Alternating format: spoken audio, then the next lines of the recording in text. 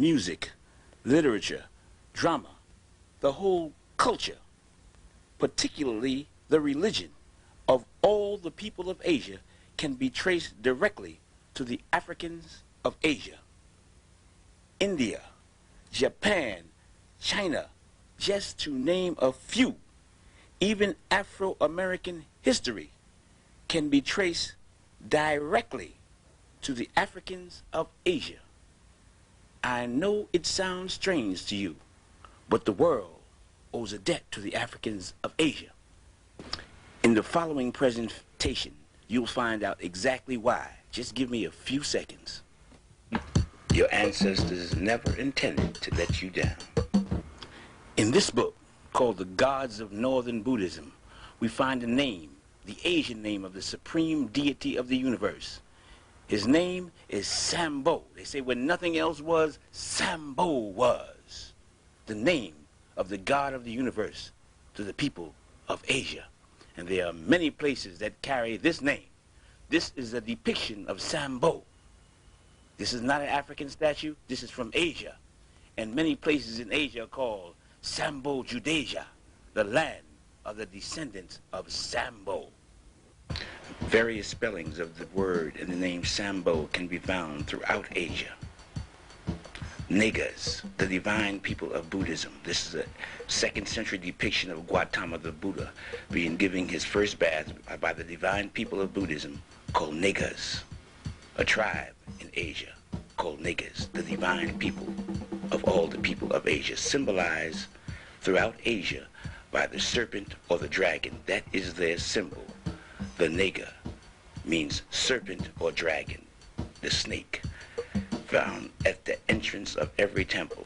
The Nega on the roads, on the hills, in the caves, the symbol of the Asiatic black man, the tribe called the Negas, the divine people. There are cities also throughout Asia that carries this particular name, Nega. It can be seen at all ceremonies dealing with worship of God. From the Nile Valley to the Indus Valley, on tombstones, a symbol of immortality because of the serpent's ability to change his skin is a sign of never dying, and is used throughout the planet Earth, North, South America, Egypt, Asia, Africa, throughout the world. It's the symbol of life after death, the Nega, the serpent. In all ancient cultures, in all ancient religions, the serpent is the symbol, the Nega, the symbol of divinity, of God.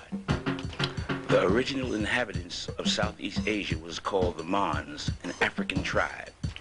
In order to confirm what these people look like, you have to go to the archaeological finds from Davarati, a French archaeological research finding confirming the original inhabitants. There's no depictions preceding these of the original inhabitants of Southeast Asia, the people, the descendants of Sambo, the Asiatic black man. The 7 serpents, or 7 rays, or the Negas surrounding his head, represent the cosmic forces that afford him protection. He is a divine representation of cosmic forces, and those 7 serpents represent his divine mission. He does not come of his own. He's a manifestation of the cosmos.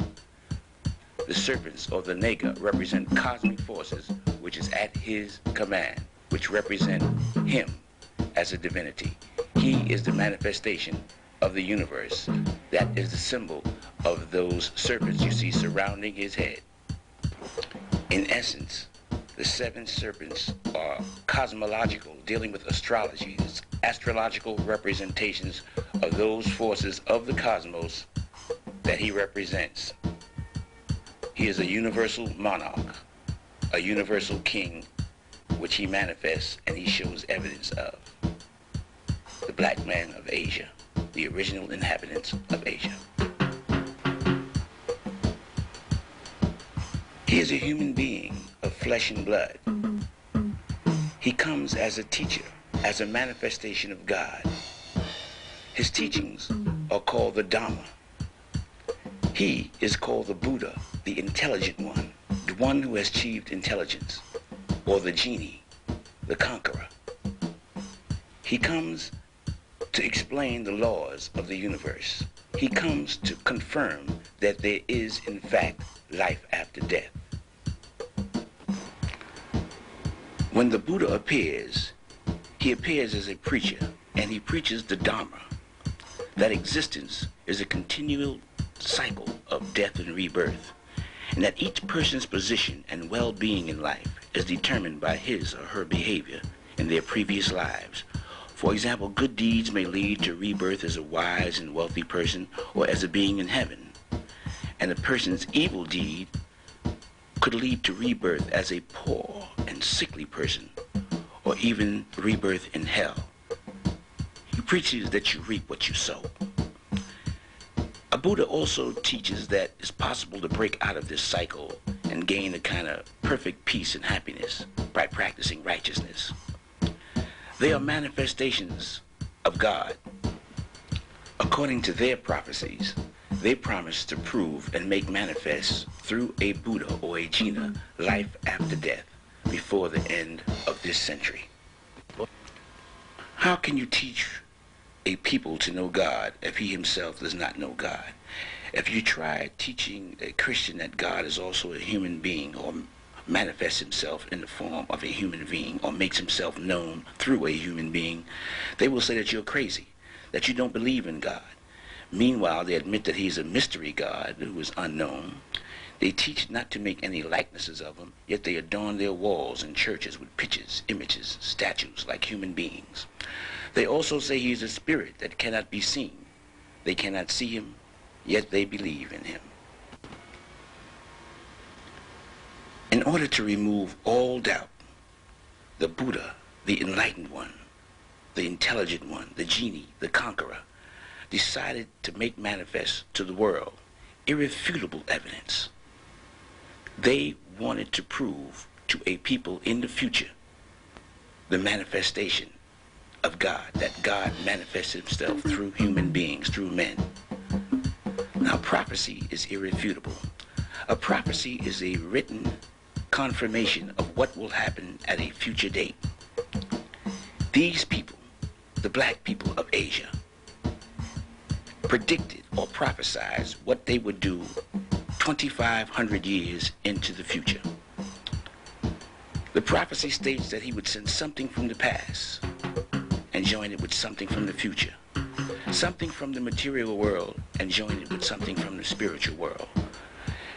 The union of both the past and the future worlds, and the spiritual and the material worlds, would be contained in the revelation of a secret mystic diagram called the Mandala of two parts. This is a depiction of the future Buddha who would make this manifest at a point before the end of this century. Now, the scriptures of the world have all prophesied that the end of the age, which we are now entering, the age of Aquarius, we shall see the revelation of that which is secret, and the emergence into the light of day of that which has hitherto been concealed and veiled. This, our present age, is that time, the end of the cycle, the beginning of the new age. This book by Ivan van Sertima raises the question of the African presence in early Asia. How did they get to Asia? This is the future Buddha. How did they get to Asia? They were called the Mons, and the wind and the rain in Asia is called the monsoon. This is the key to how they got to Asia.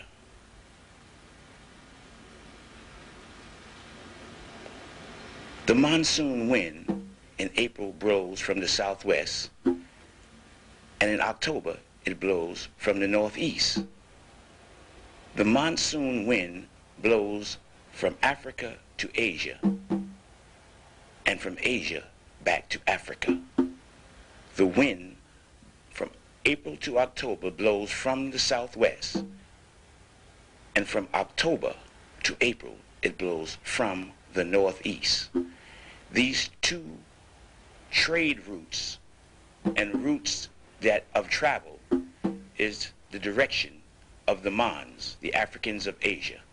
They went from Africa to Asia, and from Asia to Africa, and they were called the Mons, like the monsoon. Africa was called Hither India, which India, here I am, come hither, come here where I am. And they would get on the ocean and get in the wind. This is where the phrase get in the wind come from your previous life. The Africans of Asia got to Asia by getting in the wind. This is confirmed from the 1st century. The Greeks knew how they got to Asia. The wafting sailors, they call it the divine ship of salvation. The Mons, when they would arrive in Asia and when they would leave Asia.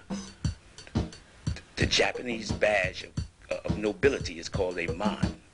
The monsoon, the monastery, Mani, is identified with the black man of Asia. And the largest statues on the planet Earth located in Asia are depictions of the Buddha, the black man, the Jinnah.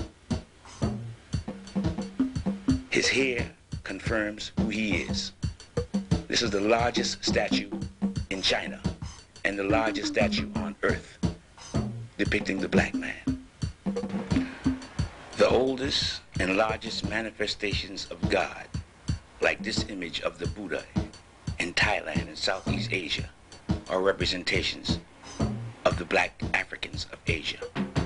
There are no other statues or monuments of antiquity that precede them. They manifest themselves on Earth and prove life after death. This from Ceylon or Sri Lanka, showing the Buddha, thousands of years old. They are the largest statues on Earth representing the black people of Asia, or the black man of Asia, the one who comes back from the dead to prove immortality. They do it all the time in all the countries, and they prophesied that they would do it before the end of this century. This is the largest statue in Sri Lanka, the largest statue in China, the largest statue in India, the largest monolithic statue on Earth, the genie, the one who comes back from the dead, carved in solid rock 70 feet high. The largest monolithic statue on Earth is the black man, and it is not in Africa, but it is in Asia. The Asiatic black man, the manifestation of God who comes back to preach and explain the doctrine of immortality, how to escape the fires of hell. That is his sole purpose. To attack him is to attack the cosmic forces of God. He sits in Western style because he will be born in the West. The people who he will be born among are called the niggas. This is the future Buddha, the one who is to come.